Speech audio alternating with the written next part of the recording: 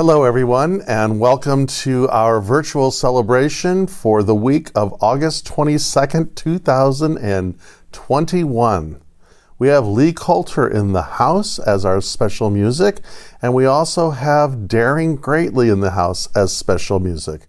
Very excited about our experience today, and I'm so happy that you've joined us. So please sit back, relax, and enjoy this experience.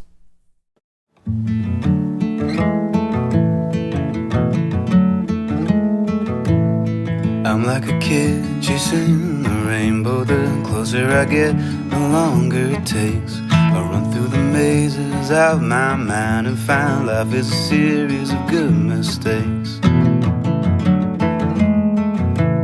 I sink like a stone to the bottom of the sea. Never been, has been, about to erupt.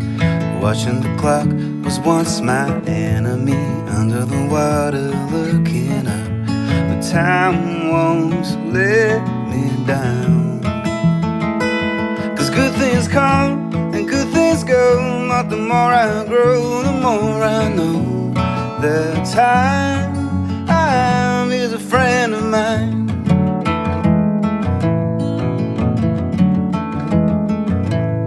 Maybe the best and worst is yet to come. Maybe I'm drifting in between. There'll be a pain my threshold will never know. There'll be the sweetest love I've seen, and time won't let me down. 'Cause good things come and good things go, but the more I grow, the more I know that time is a friend of mine. That time is a friend of mine.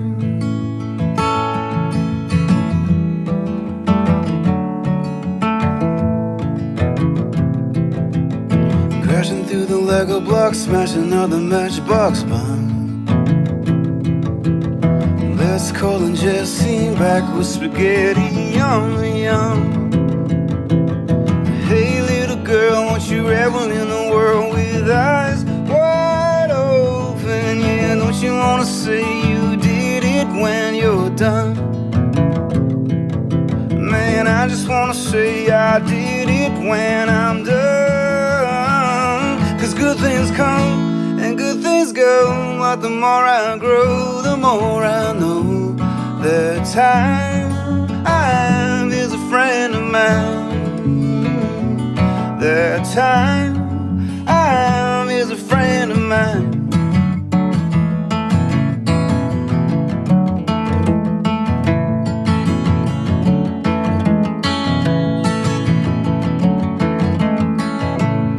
Away tomorrow, wait the dark, and look at me, love, like at the start.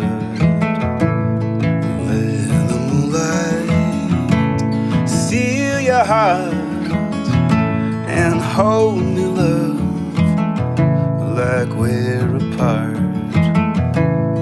Hold me, love, like we're apart. Hold me, love, like we're apart. Wait tomorrow, wait the dark, and look at me like at the start. Let the moonlight steal your heart and hold me, love, like we're apart. Hold me, love, like we're apart. Hold me, love, like we're apart. Hold me, love, like we're apart. Hold me, love, like we're apart.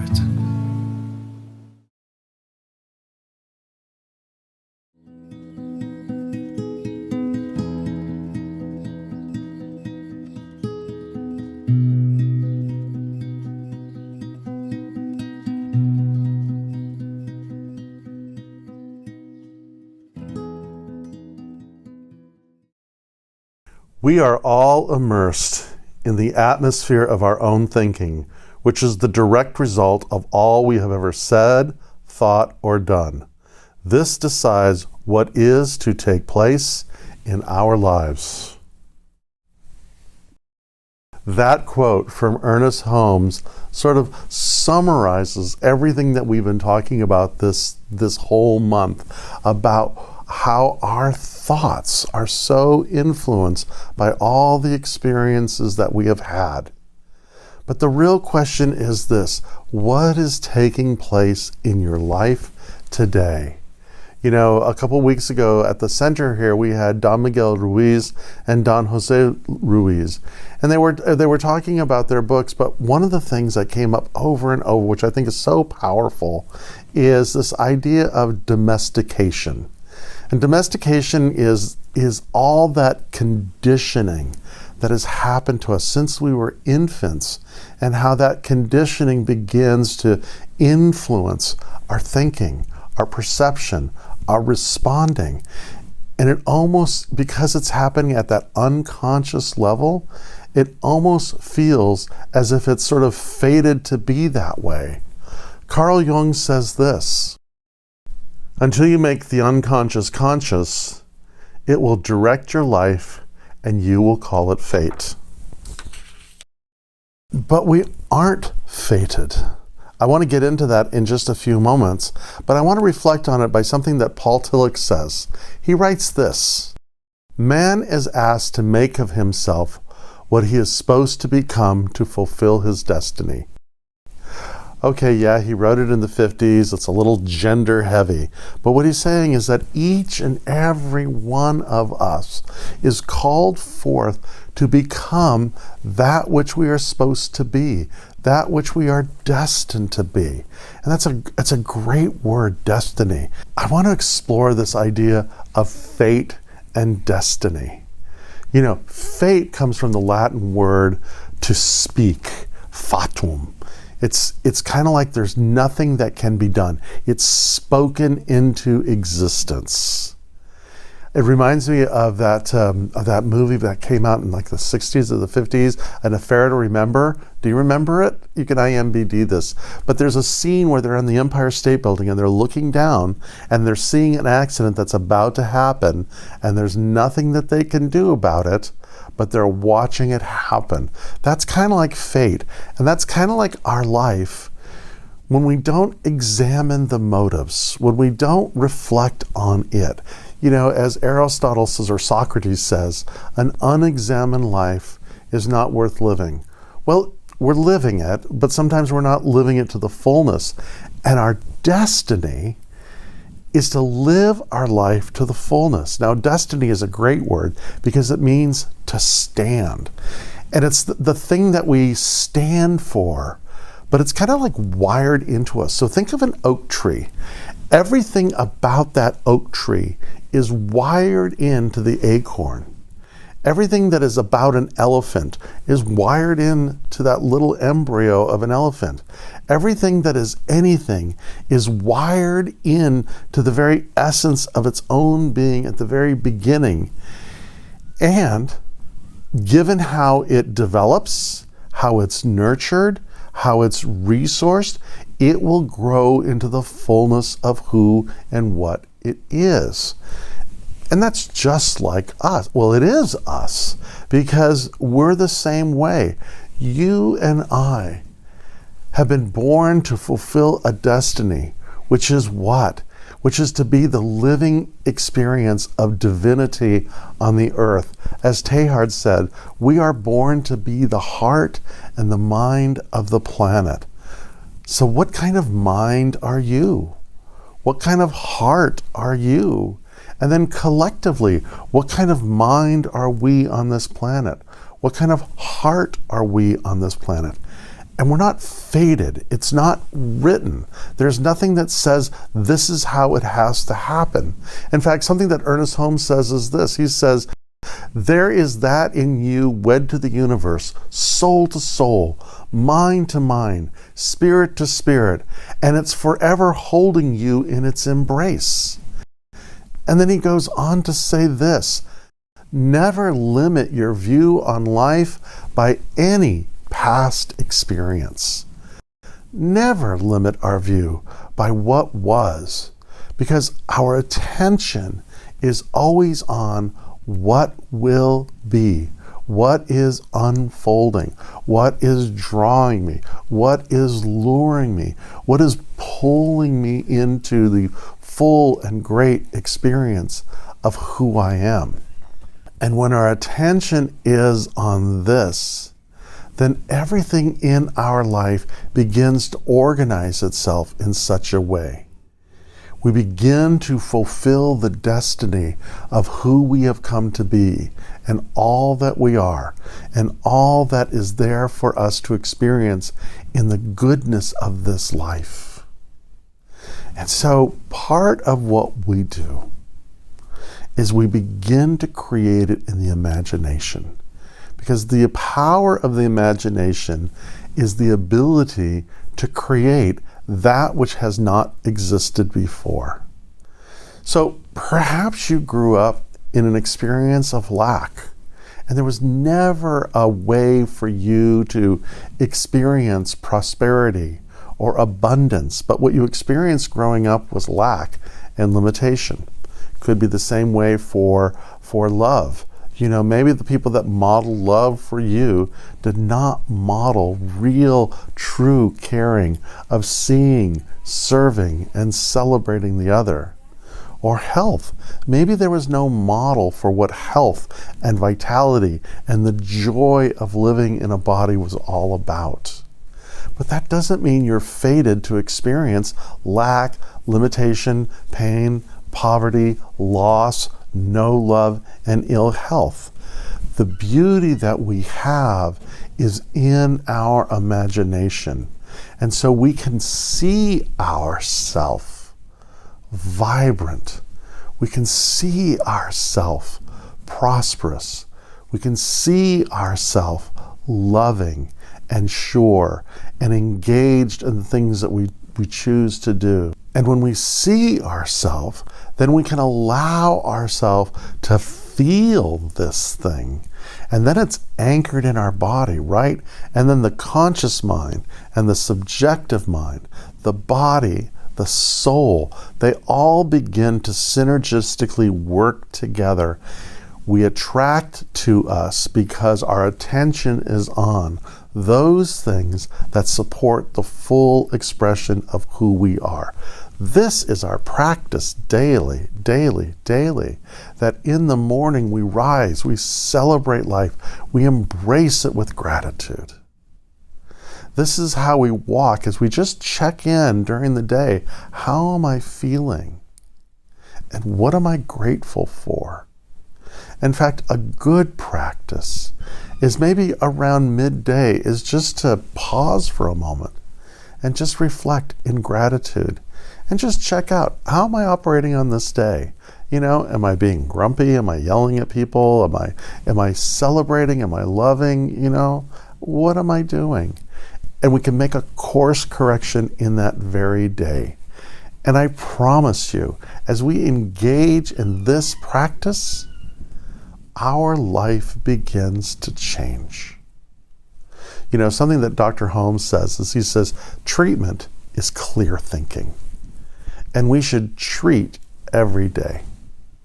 So I'm going to invite you right now, as part of our practice, to do what we call a spiritual mind treatment, which is a way of treating the mind. I tell this story often, but I love it. A friend of mine was a member of a religious group at one point, and sometime he went up to the leaders and he says, you know, I think you guys are brainwashing me. And they said, we are, because your brain needs washing. And so a treatment is a way of washing the brain, a way of cleansing it, a way of redirecting and clarifying our thoughts. So let's begin by reflecting on these words from Howard Thurman. There is in you something that waits and listens for the sound of the genuine in yourself. It is the only true guide you will ever need. So let's wait. Let's listen for the sound of the genuine within us.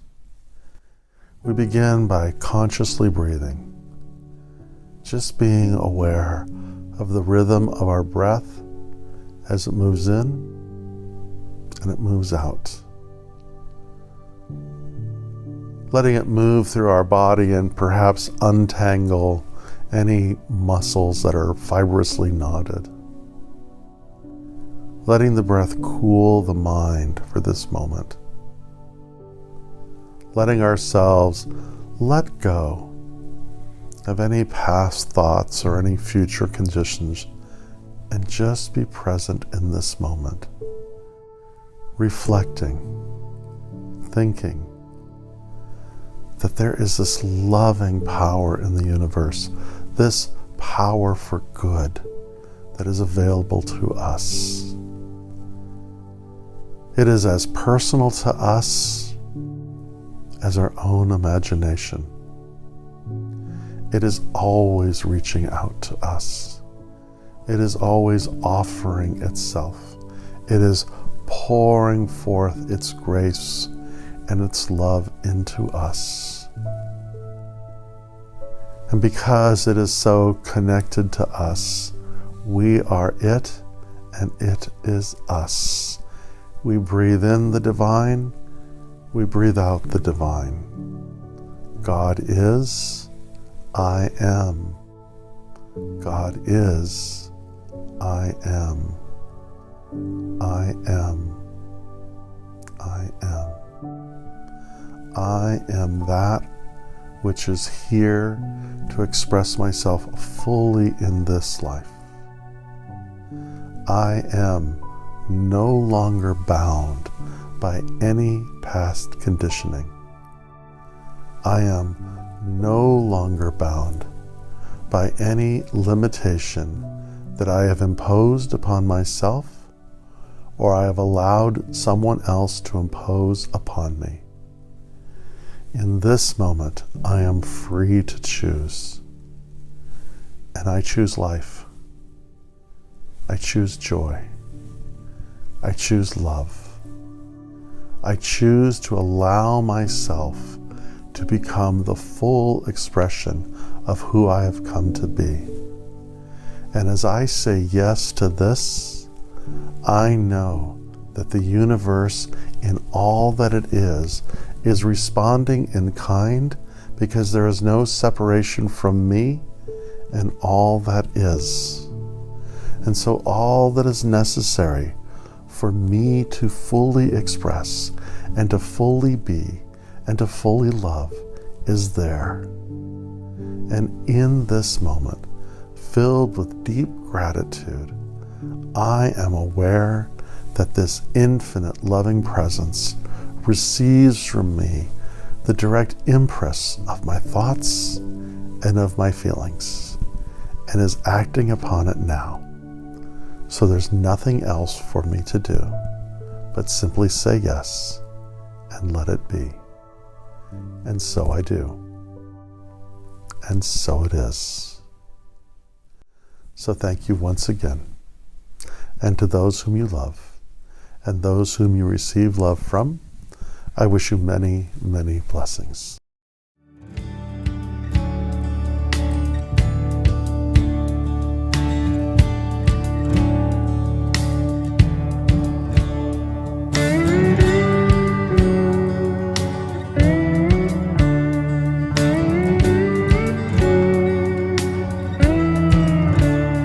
Under the starlight, I can fly so high and run my fingers through the trees, dancing around the night on an endless flight, far beyond the road I see.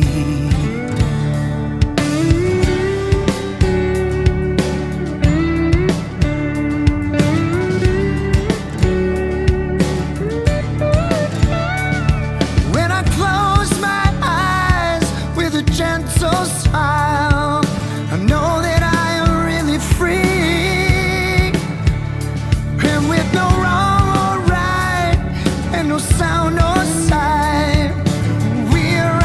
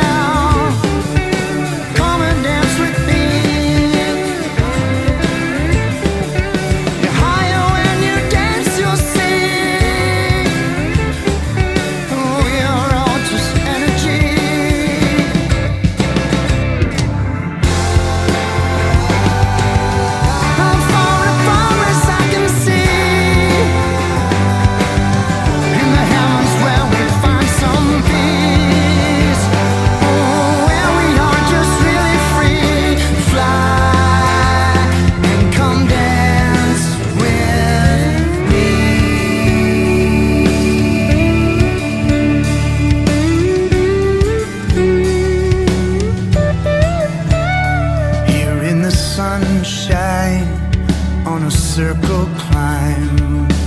All we have to do is be.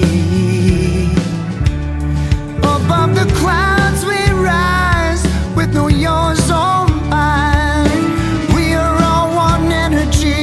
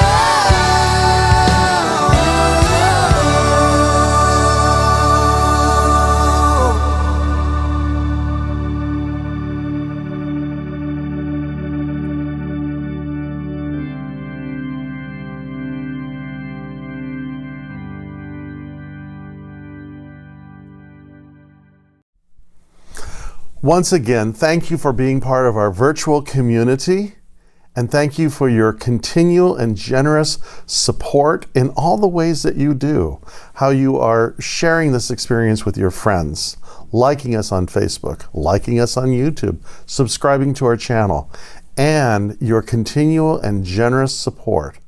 By you doing that, you are enabling us to create more content, to reach more people, and to help build a just, equitable, and sustainable world.